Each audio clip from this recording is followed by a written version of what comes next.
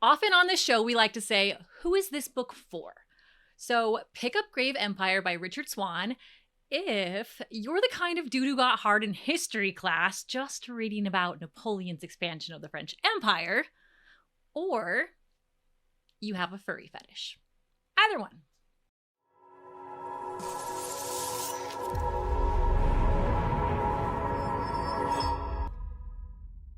Hey everyone, and welcome to the Reading Crossbow podcast. My name is Lena, and today I'm here with my co-host Rob to talk about his book recommendation, Grave Empire by Richard Swan. Hey Lena, and hello to the viewers. I'm excited to talk to you this week about Grave Empire because we've kind of had a lot of time to kind of stew on this book. This was my selection for August. Your selection for August, actually, we read very quickly and got it out at the beginning of August. And this one's looks like it might be creeping into September for our release date. So it's kind of a little late, but I'm excited to talk to you about this book because this is a very different kind of fantasy book than I think we've ever covered. Yeah, I did not know this, but okay, first off, I should say I struggled with this book. Okay, I struggled. We'll get into that. But because I struggled after I finished this, I just Google searched this book and I was like, what are other people saying? Because am I in the minority here? And I learned about flintlock fantasy. I'd never heard this. We hear me talk about romantasy, and there's your grimdark fantasy, horror fantasy, epic fantasy. But flintlock fantasy, can't even say it right. I have a feeling you knew what that was, or you know what this is. Yeah, actually, oftentimes you get this in things like the Brothers Grimm movie, and a lot of those a lot of actually kind of horror stuff actually shows up in this kind of time frame. This really is that time frame of the great, British Empire that spanned the entire globe, and that kind of timeline. Early 1800s or late 1800s, I would say. And you do get that with some fantasy, but it's a lot less common. Most fantasy is either very medieval or pre-medieval, very old times like Conan or something. But to have guns with fantasy monsters is pretty uncommon. Yeah, I didn't even think about it. And now that you said the Brothers Grimm, it totally makes sense. And I would say that after it had been explained to me and I read a couple of these articles about flintlock fantasy, I'm like, okay, I get the allure for this. I get that there's a group of people out there for this. It's not me or people who might have subscribed to this channel because they like what I like. But there's definitely the person out there for this. And if you didn't catch it, I mentioned that in the intro of this video. You can go back. So I guess let's just start off. I'll give a very high level overview of what this book is about. So the book starts off and we have three central characters that are going to be our point of view characters for the whole book. We have Retna, Peter, and Count von Oldenburg. And each one of these is kind of taking a different role within this British, very British feeling empire. So Retna is a diplomat. Captain Peter is a soldier that's being assigned out to the colonial frontier. And Count von Oldenburg is an old school aristocrat, but he likes to dabble into the forbidden magic. But all of them are brought into the inciting incident of this story is there seems to be some sort of supernatural plague that is starting to hit the fringes of the empire and even the neighboring countries. And so everyone's just trying to find their own path to figure out what's going on with this strange, mysterious, and magical plague of sorts. And there's a pretty cool story as far as the concepts that were covered of this. You get very 1800s type of feel, even with the way they do magic, because it's all like seances and talking to the dead. That's the primary form of magic. And normally that's seen as a very evil and wicked thing. And while it is evil or illegal within the empire, it's not necessarily shown as being a negative thing, talking to the dead. And I guess let's start off and maybe what was maybe your favorite thing about this book? What did you enjoy the most? Maybe it was a scene or a character. I don't know. I'm gonna say I don't know a lot in this episode, Rob. I struggled, and actually the last several books you've recommended, I have struggled. And I'm like aching for the days of getting to read another Poppy War, or aching for the days of getting to read another Sword of Bronze and Ashes. Books that I just didn't rate very well. I mean, heck, I'll read Navola again, which I rated horribly. Give me sequels to any of those, but I'm struggling. You want me to find a good spot in the book? I'm not so sure. I will say I will say this is falling into the category of kitchen sink book that we've gotten a lot of lately. So I'd Hmm. say that was fun. We have cat people, werewolves, mermen, sex magic, zombies. I think it goes on and on. Oh, whales and sharks that wear armor. I mean, just, Yeah, there's a I didn't whole know like what was coming. there's like this whole So, Aquaman thing that happens, and it's like, yes, wow, there's that an that came out of. Aquaman thing. So I would say that I guess that's my favorite part is actually like truly, you guys, truly to the viewers at home. I could not tell you what would happen from one chapter to the next. It is not predictable at all. So I would say that would be what I liked about the book. I would also say that the author is very intelligent, writes very smart, obviously well educated, obviously well researched. All of this felt incredibly well researched.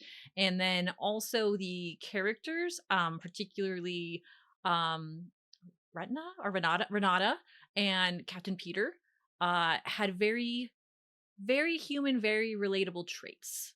Captain Peter in particular, he is I think a lieutenant or a captain who basically gets bought his position in the army. Like he's rich and they gave him like a noble officer ranking. And he has these moments where he confides in like his next general or his lieutenant because he's like, well, how do you feel out here in these scary woods? And he's trying to talk to someone. It's very human. So I really enjoyed that element too of like, I could actually relate to both of these characters on a certain level. One of them I could not. But what was your favorite part about the book? I think it really was a lot of the character work. I found all of the characters to be very believably written. And what I mean by that is certain things like both Count von Oldenburg and Peter, for example, they do a lot of this internal monologue where it's almost like self-deprecating, like, "Oh man, I'm really afraid in this moment," or "I really," or Count Oldenburg would say something like, "Man, if I say this, it makes me sound like a jerk," and then he immediately says the thing that he just in his head said I should not say. But it's a type of the internal monologue for people that think that way, where it's very almost attacks yourself, and a lot of people, while they'll write internal monologue, they'll write it as just the characters are thinking things out. But they don't write it in that way because it makes their characters maybe seem unconfident or cowardly or something like that. The cowardly part would be if they thought I'm afraid and then acted afraid. But it actually, in a way, I think makes them seem braver when they're like, I am very like terrified right now, and then I'm going to signal charge, and we're all going to start running at the enemy. That actually shows the bravery of the character. But very few writers actually write characters with that kind of negative internal monologue. And I found that to be probably one of my favorite parts of the story because I found that to be very believable. Yeah, character writing was great. Like even Renata, she's kind of the book never gets really sexy. I did mention some sex magic in there, which was hilarious. I've only seen that in one other book. And but she even gets like I think she's kind of in a dry spell, you know? And so she finds herself sort of like fantasizing about a man or two in the story and like just kind of thinking about like she's lonely. And like her loneliness adds a level to the story that I found super relatable and interesting to read. So on top of the compassion that's part of Captain Peter, like it was just those parts were enjoyable. So yeah, Okay. plus up on that for me. Okay. Now you've mentioned a little bit that you had a bit of struggle reading this book. I'm not gonna, you know, I would agree that this is not the easiest read. The language of this book is a lot more challenging. And but how do you feel? Like obviously you struggled. Why was that? Yeah, me dumb. I don't know. Like it's just like that's what I felt like reading this book. The author's very intelligent and he's well researched. Like I said, it comes through in the book. And as I'm not that familiar with this era, I'm not a huge history buff. I know there's lots of people who love reading about history, watching history documentaries, even things like that. Like I could generally care less. And especially like war novels, but I it's so dull for me. So my struggle with the book was actually just reading it. So, and as you mentioned at the beginning of the show, it took us a long time to get through this book. We had a lot of life stuff come up and reschedules and things like that. So this kind of hung on our shelf for a long time. But also I kept pushing it out. Each time it was like, I'm not going to be able to make it. I'm not going to be able to make it that weekend. Or, oh, we need to move or reschedule. I just didn't finish it. And it sat and it sat. I didn't get past the 30 pages for a very long time. First 30 pages until I switched to the audiobook. So, first 30 pages for me were DNF. I can't do this book. And then there's like, okay, well, I have to. So, the audiobook is very good. The narrator is fantastic. The ability to go between the different voices for the different characters, especially there's so many characters, was great. And especially the different points of view. So, plus that on that. However, the audiobook doesn't make it less dull. Despite how great, I'm sorry, Rob, despite how great the audiobook is and how great of a narrator it is, it's still a slog. So, I'll try to pull up a screenshot. If I don't, it's fine. But for the audiobook, the chapters were about 35 minutes long. I think there was one chapter that was 41 minutes long. So these chapters, if this is a book that you just want to sit down and kind of like read a little bit at a time, or you're just, you're a busy parent like me, it's impossible. You can't get through a whole chapter quickly. They're so long. So that was the first part. And then I switched back to the book because I'm a much faster reader than I am an audiobook listener. And I was able to get through it much better after I'd read the audiobook and I started getting connected to the characters. I plowed through the last 200 pages on my own. But this book is not an easy read, like you said. And it's not the easiest audio listen either, even though they're talented, just because it is so technical in so many spots. Yeah, I especially when you get into like the aspects of like this in the very beginning where they're talking about the bureaucracy of the empire and the diplomatic relations between these different nations and what it's like to be out in the colonies, these colonial holdings that this empire has. It does undeniably it is dull. There's big parts of this book that are not the most exciting. In a lot of ways, though, I would actually relate this as the way you describe some of your romantasy books.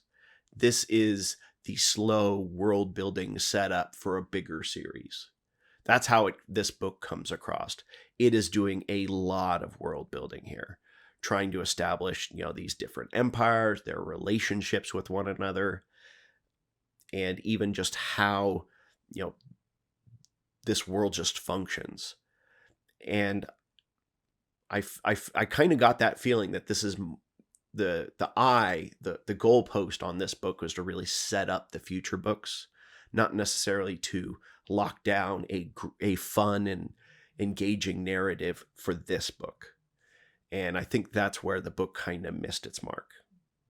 Yeah, and I agree because in these huge books that we've read, like Priory of the Orange Tree, your Claire's, or your Crescent series books, so those are 800-900 page books, right?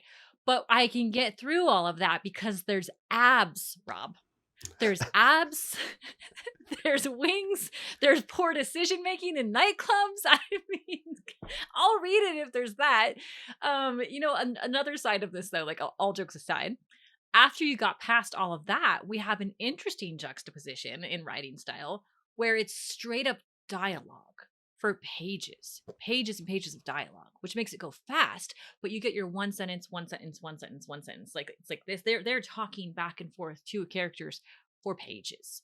And that I think is also what makes the chapter so long. So I'm glad that we can get through them quicker because of that. But like the dialogue was far too lengthy for me. Like I Okay. wish some of this stuff would have happened in more characters' heads. So it's like I don't want all of that build up, all of that needless word printing. That doesn't help me that much. And then I get too much of it in the writing too, of like the dialogue. So I don't know. I don't know what to say. It was oddly written in that respect as well. I guess what was the author trying to like convey here? Like what was the moral or the the purpose of this book? Like what did you think the author was trying to get the reader to feel or understand? I literally have no idea. I actually have no idea. I watched a very thoughtful YouTube episode. It was like 9 minutes long. That was great. Someone put together. And I was like, oh yeah, his idea of what that was that's probably spot on. But then I'm like, that was not apparent to me at all. I cannot make sense of what was happening. My only thought is that like there's some sort of meaning of life here with the afterlife and where do we go? Where do our spirits go? How do we function? Are we shells without our souls? Because there's the zombies and all of this. And there's probably something with that. But honestly, I just didn't care by the time I got to the end of it. And I'm so sorry, Rob. But I'm sure you pulled something out of this and I'm all ears. I do think, and it slight spoilers, but like it is very much that spiritual like in connection with the afterlife, because like you get to this point where if someone dies immediately, not only did they just die, you hear their soul being killed. Like as soon as the soul is like coming out of the body into the afterlife, it's immediately being murdered. And you're like, wait, that's what, and people are just walking around, they just hear screams. And it's basically these awful screams. And it's like, that's all these souls basically being massacred in the afterlife.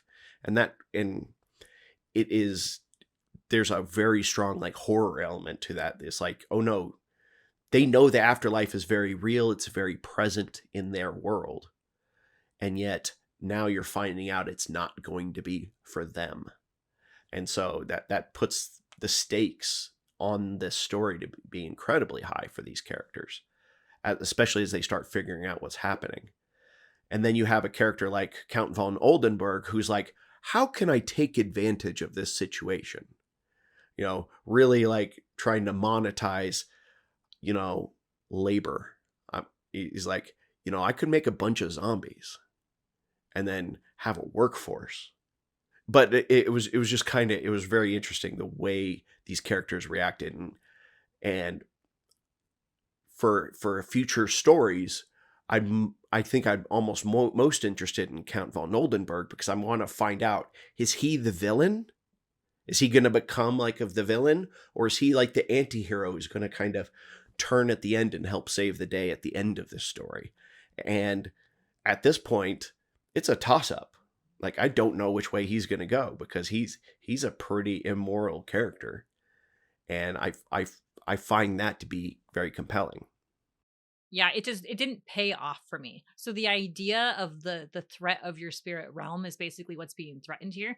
I don't know if you want to talk about magic on this. Rob's leading the show today. But there's this place where their magic comes from. We haven't really talked about that too much, and the magic's actually outlawed in most places. But really, that's the threat here. Okay, is this is being threatened at the end of the day. And so when we get towards the end of the book, the payoff of this, or even the lesson that you talked about, for me wasn't enough for the thickness of the book and all that buildup. I was like, well, that's it. Like, and also I didn't know, I didn't know this was a trilogy. Like, I thought this was a one and done. So here I am waiting for it. And I'm like, oh, this is going to wrap. There's 20 pages left. Okay. It's going to wrap up. And I'm like, it's a book one? F no. I was like, Rob, no, I'm not doing it. Don't you? I'm not doing book two. So I don't know. Knowing it's a book one, I still think there should have been some sort of payoff. And it didn't happen for me. Yeah, I definitely feel like this has that kind of ending that we've discussed before, where it's kind of that Fellowship of the Ring type of ending, where it doesn't specifically resolve anything. This is just a setup for the future books. And especially if you're going to stop here, that is a very unsatisfying way to a book series. Yeah. And that's now let's talk a little bit about the magic, because there does seem to be a single coherent magic system in this book series, although people do it a little bit differently. There's even a backstory for why you have all of these animal man hybrid creatures throughout the world. So Yeah, like Catman. yeah. So do you want to talk about it? I mean, yeah, I think this that's a positive in this book. I mean, that there's some silver lining right there. Is I thought the magic system was very well thought out. And it has so many levels of magic because we have an actual source of magic. Sometimes in the books that we read, we don't get like a source or a well, if you will. And we very clearly have one. We know where it originated. We know that characters even closer to it have stronger magics, things like that. And then from that magic, it's interpreted, or people have different affinities for it, if you will. So people can there's some healing in this book. There's sex magic, like I talked about, which was a fun scene. There is necromancy. There's just all sorts of magics, but it all comes from the same source. And so I found that to be very interesting. And then I loved a little bit of allomancy in there, like we get with von Oldenburg. We get some runes, we get spells, we get rituals. Yeah, it was just very elaborate. I liked it. I was a big fan of the magic in this book. I would love to see this magic system in another book that I want to read. What about you?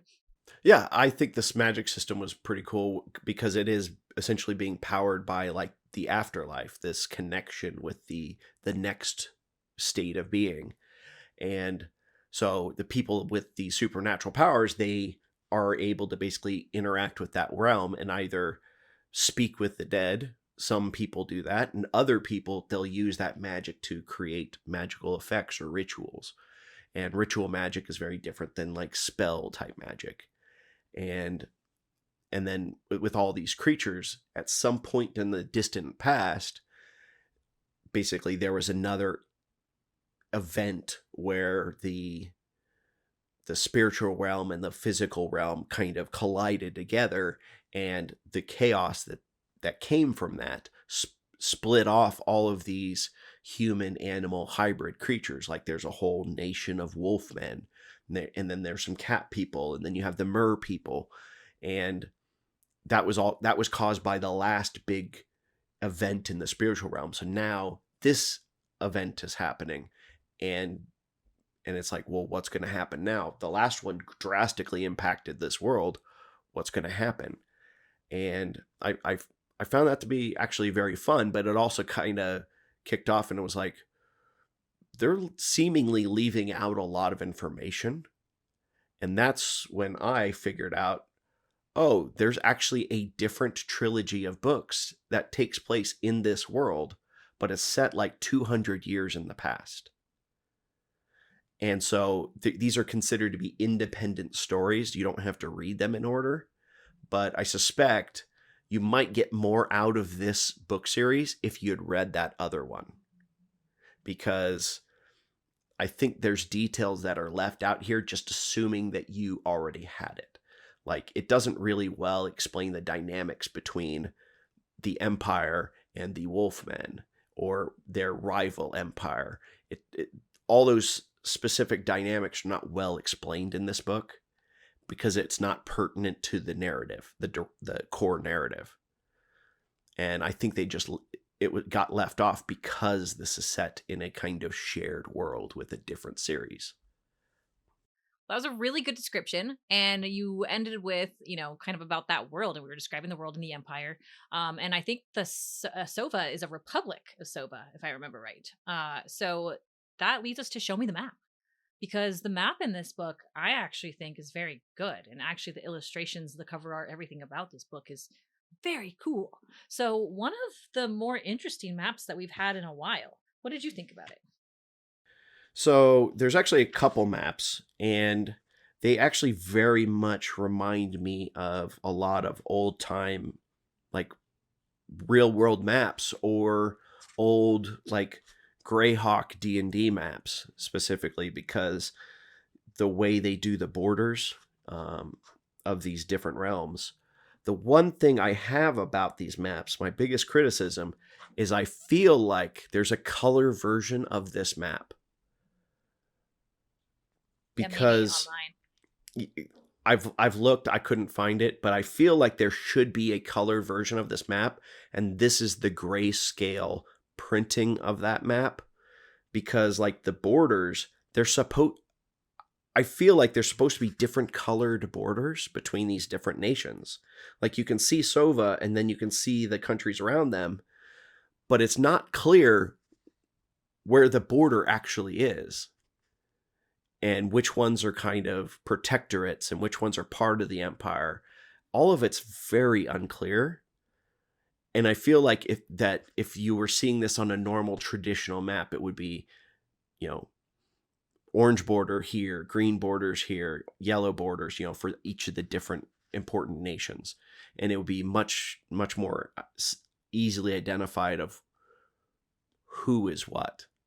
Yeah, I mean, though none of those things super stood out to me. I mean, it's not as like fun as some of the maps that are my romantasy books where we get really cool illustrations with it or things like that. So it's not a fun map, but what it is a very easy to read map, and it's the kind of map I would expect to find in this book because I really think this is a book for nerds who just love history. Like history buffs are gonna love books like this, and that the map is realistic and really really good actually. So while it's not like exciting, it's a good map. There's one thing I wanted to say about the map though that bothered me. Okay. So looking at this map, it's the first thing you see when you open the book, and it's not Earth. It's somewhere. This is not anywhere that would be on Earth. I had one spot in the book that pulled me out of or back into reality. And we've talked about that. Like, was there anything that disrupted the continuity in this book or pulled you away from the element? And towards the end, there's a scene where Renata, she's in battle. And I can't remember if this is like right during the battle or right before the battle when she's talking to the mer people. But she says, "What on earth?" And I can't forget that. It's stuck now. I'm like, wait a minute, is this Earth? And I went back to the map, and because it's such a good map, I was like, there's no question. This is not Earth. Like, it's not even Earth like in the future. It's not Earth in the past. It's no version of Earth that I could ever imagine. And she says, "What on earth?" So it's just a mistake, author mistake. But for me, I was like, dang it. So let's review the book. Our scale has, our S tiers up at 5. Our good book is at 3. So anything that we would consider a good book, but not exceedingly special, is a 3.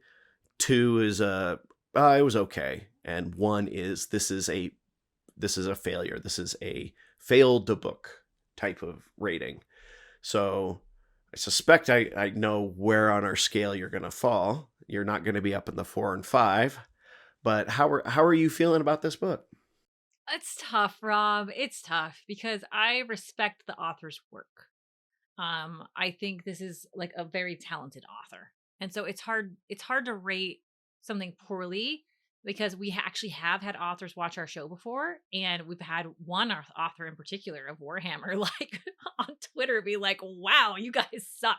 Didn't say those words, but was unhappy with our review. And we've also had some great authors like the Dragon Rider author Taryn Matheru comment on our YouTube videos. So like you never know the author's going to see it. So it's like no offense to the author, but I did not like this book. This book was clearly just not written for me. And like no element of me. I like watching documentaries on Netflix, but like the life of Britney Spears, things like that. So it's true, and I can't fake who I am as a person. I like some history stuff, but not like this type of history stuff. It's boring. I hate it. I hate it. I have zero desire. If we're gonna cover book 2, it's gonna be Rob covering it in a solo episode because I just won't, Rob. I'm just gonna tell you no. It's a 1. It's not Okay. even okay. So 3 is good. 2 is okay. It's okay. It's fine. No, I could hardly read it, and I wanted to DMF it with 100 pages left, and I wanted to tell you this was gonna be the first time I was gonna fail.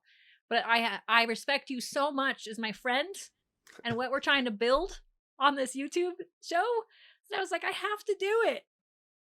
And I hated it. So I'm sorry, Rob. It is a one. I am never touching this series ever again. And I do not care what anyone thinks of that. And I really do appreciate you, sticking through with it and actually giving it the hard try, because I would agree this is a very hard book for me to enjoy. And I am that history nerd. I really do like a lot of this kind of stuff. Like the Get Hard in History class kind of nerd? Oh, you know me, I was way more of a fan of Robespierre and his noble pursuit of public safety. But one of the things I do appreciate about this book is that it does take place in this shared world. A lot of authors they'll just keep us adding on to a single narrative, book after book after book after book. And, for example, the Dresden Files, it's at like 19 books now, all in a single series. I would be happy if there was actually books that explored other parts of that world. There's certainly enough characters and enough, the world is big enough to have other narratives. And I think a lot of authors, they just stick with that single narrative. And I grew up reading like Dungeons and Dragons novels, which are lots of different series, all in a single unified world. So you even have a character that might show up later in some other series unexpectedly, and they'll be talking about the same city or the same religion or something like that. And so I really like that this book series does span that. Even though I haven't read the other book, I was very much feeling that this was a shared world even before I knew that was the case. And I also really, as I mentioned, I really like the character building. I actually like the plot itself. Like, what's going on? What is these characters and the plot and the magic? I like all of the aspects of this book. I just didn't enjoy reading it.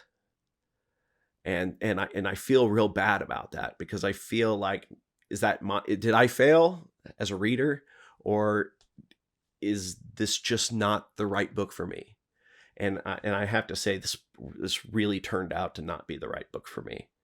It has all the elements that I should like, and yet I did not enjoy this book. I would actually have some hope, though, that a future book could actually make this a really neat series. Like, if the next two books really like turn up the action, get the narrative, pacing a lot, moving forward, I feel like we could actually get a really cool story. And this is just the long-winded setup for that cooler story. But on its own, I would agree, this is a 2. It's not a bad book. Certainly not at all. This is well written conceptually, but it is not an enjoyable book for me. So I think we're on the same page, though we got there in very different paths. Yeah, I feel kind of bad in a way, because I have to wonder, if this book isn't for you, then who is this book for? Which just makes me think like, well, the plot's for you, the story's for you, all of that is for you. And while I appreciate the author, it just it mostly was the pacing. You said pacing, and I think you hit it spot on. There's a moment where they find out the big bad things happening that's going to affect their magic and their souls in the world, and they're like, well, we'll leave in like 2 days. And then that 2 days is like a 37-minute chapter, like, of I don't care. And then it takes, the characters are in 3 different locations, and you're like, wow, they're gonna convene, and they're all gonna end up in the same place, right? And that doesn't even really happen. The 3 don't. No, you get 2 of them that run into each other, and then you have the Daenerys off doing their own thing, way away from the central narrative. Someday that narrative will come in, but it's not going to be Someday. this book. But Yeah. it's going to be some future novel. It's like the Pink song. Just give me a reason. Just a little bit's enough. Nope. So anyhow, that was terrible. That was terrible. We should cut that, but I'll probably leave it. But I'm excited for what we have next, because I think we both need to contribute a little bit more to the stories we pick on this show. So please be sure to like and subscribe. We've been growing the channel subscriptions lately, and we really appreciate all those new subscriptions. So please like and subscribe, and we will see you next week.